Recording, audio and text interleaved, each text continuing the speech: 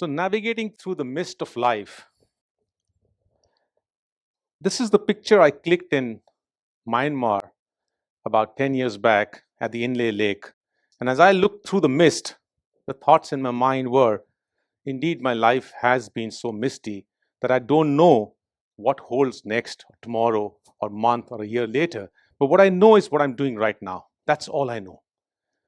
I see myself having turned into a maverick. And the question I pose to myself often is there a formula in becoming a maverick? What is a maverick?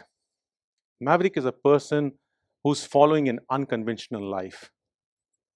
Are we born as mavericks or do we become one? How do we add an un to the conventional? I've spent 25 years in the corporate world, but to me, that's a conventional life, which was the foundation on which I added an un and became an unconventional person. For the last 4 years of my life, I have no structure in my life. I start working at 6 a.m. I don't stop till late in the nights. I'm working more than I worked for 25 years in the corporate. I was the revenue management head for American Express. And in 2014, because of personal reasons, I left my career there with the hope that I'll get something else. But I didn't know life would shape me into something else.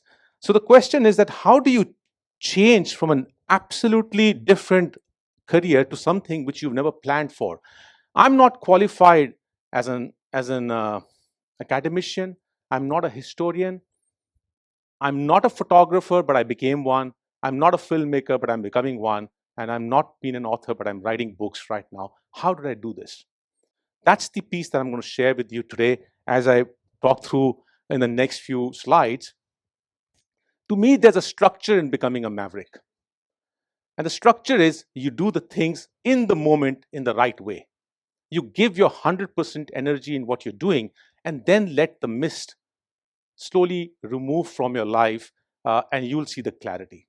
So what have I done in the last 4 years that the world has started seeing me as a maverick is in these two books, which are, I can proudly claim that I'm the first in 7 decades, in 70 years, to have taken a subject like this and gone deep inside Pakistan, and having traveled to 126 cities and villages in a quest to just answer one question, that why has the world forgotten the footprints that my community churned in the lands that became Pakistan and India in 1947 when the British left, they divided the subcontinent.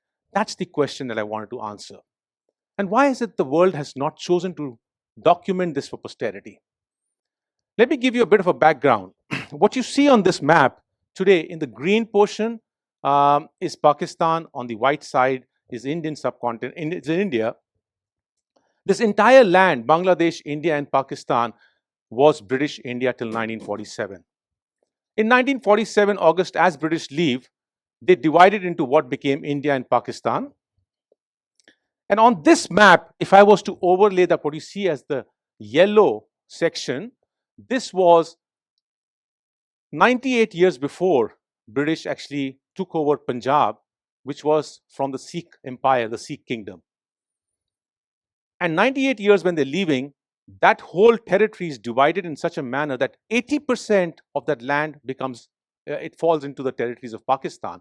And overnight, in the ethnic violence that ensues across the subcontinent, Hindus, Muslims, Sikhs kill each other in the name of religion. 10 million people cross boundaries, giving up their entire cultural habitat in which for generations that they had grown. In my community, it was an empire that the British took over, and 98 years later when they left, what we find as a consequence of that division is that the entire community walked away from this land and went into India.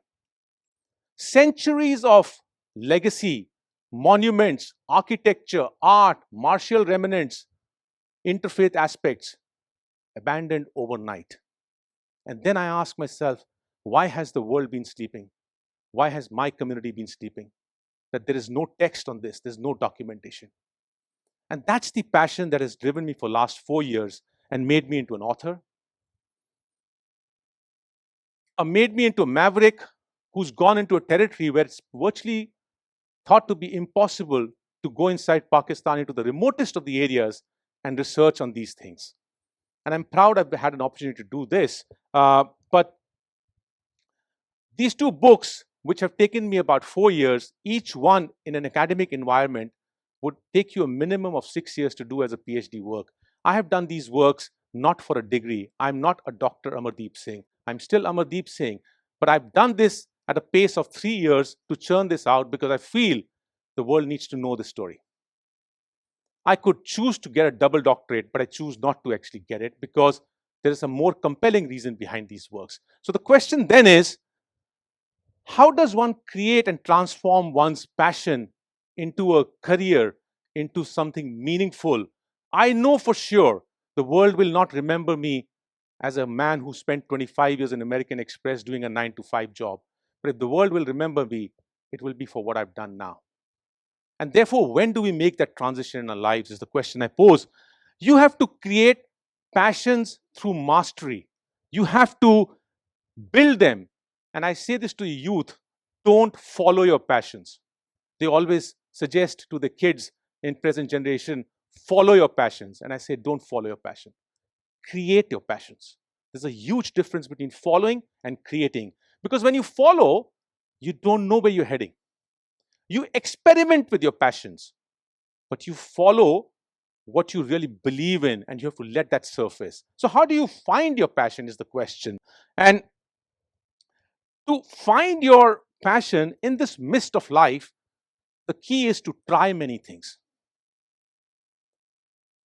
And don't call it a passion till such time you had an affirmative feedback.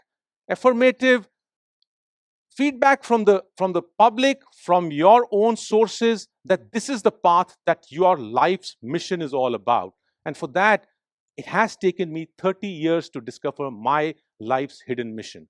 Because when I was in the corporate world, I know apart from the 9-to-5 job, actually it was a 12-hour job that I used to do, but when I would come back home, I was reading history, I was doing arts, I was doing photography, I was reading spirituality, I was reading about all communities' cultures, and these layers were slowly adding up. And when I was actually making travels into the most remotest part of the world, my holidays would not be about going into a spa or going into a holiday resort, which typically we tend to do these days. And I would advise the youth, try and find a focus in your life, do meaningful things. 30 years of passion resulted in my becoming slowly a creative writer, because from a photographer, I started writing for magazine, and I was testing myself as a person who could bring visual into the writing skills and combine the two to tell a story. These kind of works are much, much humongous, and they didn't happen overnight. But because the feedback that I got from these small steps that I took gave me the confidence. And therefore, when I left, I embarked on this journey. And therefore, what I say is that at every point in this misty life, look at your past to validate the feedback for what you're doing is correct or not correct. And if you find the passion that you're pursuing at that point of time has to be abandoned, abandon it. Try many things, because you got to hold on to one aim of your life when you find it, and it's not going to happen overnight. If you think tomorrow you will find your passion, no, you got to experiment a lot of things and get the feedback, keep generating new skills. And when you generate the new skills, you will find opportunities will lock you. You know, opportunities don't lie in the distant. Opportunities always lie behind your backyard. You just got to turn back and hold it. You may not be able to see them, but if you're doing the things rightly, you will come across that crossroad where you will find it. It's right behind your backyard, and you pick it up. That's how I transform myself into these things. And as I am telling you why I'm seeing opportunities, 4 years of my life have gone into this. And I'm at that critical juncture where I'm seeing myself now turning from a photographer, from a writer, where I was a risk management man or a revenue management man in the corporate world, becoming this. And from here, now the opportunity right behind me is to become a filmmaker, to become a documentary maker, because these stories need to be documented for posterity. So my next mission is to go back into the country and recreate my journey and tell the story to the world so that they know in the form of a media which they will only understand in the futures to come, because no one's going to read books. My experience in the life has been that life is basically like a sine curve. It gives you the peaks, it gives you the turfs. How do you navigate through this peaks and the turfs? And I see the model in the way an octopus navigates his way through an ocean. What an octopus does is it closes its tentacles around its body, gives it a thrust, and then opens it out to get the thrust to move on. And I see these two things as basically when it moves its tentacles inside is what I call as the challenging phases of your life.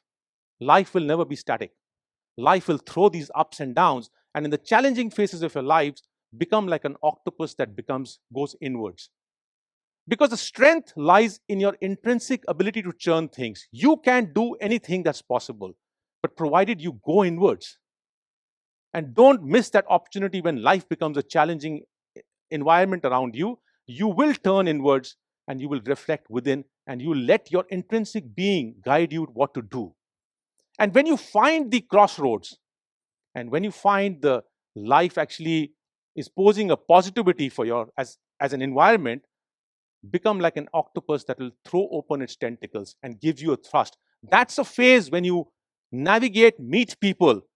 You are at a crossroads where you enable things, you connect the dots, you become an extroverted person. I see the mistake that we make in today's life is we brand people very simply as an extroverted and an introverted person. And in the corporate world, we make a big mistake of boxing people. No human being can be boxed. The skills of a successful human being lies in an ability to become an extroverted person and an introverted person when the life poses the right kind of a challenge or an opportunity. And that's what the skill that we have to develop out here. I would just like to leave a few pointers out here for the students to keep in their mind as you go through your life, what you should keep in mind. The first and foremost thing is don't shy from trying new things. As much as you will try, that many answers and opportunities you will find. Sure, there will be failures. I've had many failures for 25, 30 years. But my successes are on the bed of failures because I've tried them. Don't shy from trying. Take baby steps. As I said, opportunities lie right in your backyard. Learn to take baby steps. Don't jump. Let one skill evolve into the next skill, evolve into the third skill, fourth skill, and keep moving on till you find the skill that's what your life's calling is all about. Be consistent is the main thing. Consistency is what's going to drive you success in the long run. Just because you found a failure in your so-called passion, which you were trying to pursue, and abandoning every hope to continue that is a sure shot recipe for disaster. Be consistent in whatever you're doing. It doesn't matter of the outcome today, but if you're doing the right consistent approach, you will find success. No one can take away from you in the long run. Look for acceptability signals. As you do the right things, look for feedback as it comes in. Validate against those feedbacks and then navigate your course. And the last thing that I would say is never chase recognition. The biggest problem in today's world is we are chasing recognition. We are in a rapid pace of finding success in the immediate. Don't do that. Let recognition chase you. It's easy said than done. But if you're doing the right steps, recognition will follow. It will chase you. Don't make the mistake of chasing recognition. With that, I just want to end with this last slide. It's the picture of a cloud that I clicked on the Tibetan plateau. This was again about 9 years back.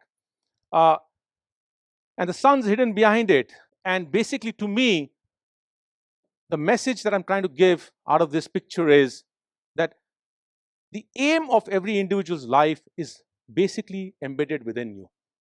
Be like a white cloud. Navigate through the life's experiences without, I may say this, but I know the today's corporate world may not like this, but I say this without an aim, external aim. Because your intrinsic aim is embedded inside you. Surely have goals. I'm not trying to say that don't have goals, but don't be chasing for things that are beyond your intrinsic being, because the goals are actually hidden behind you. Find that purpose for your life for which you've been sent onto this earth. And once you found that, you'll be like a white cloud which will navigate through the clouds as the winds come. It will take you from one place to the other to your destination, and you will discover it. Thank you very much.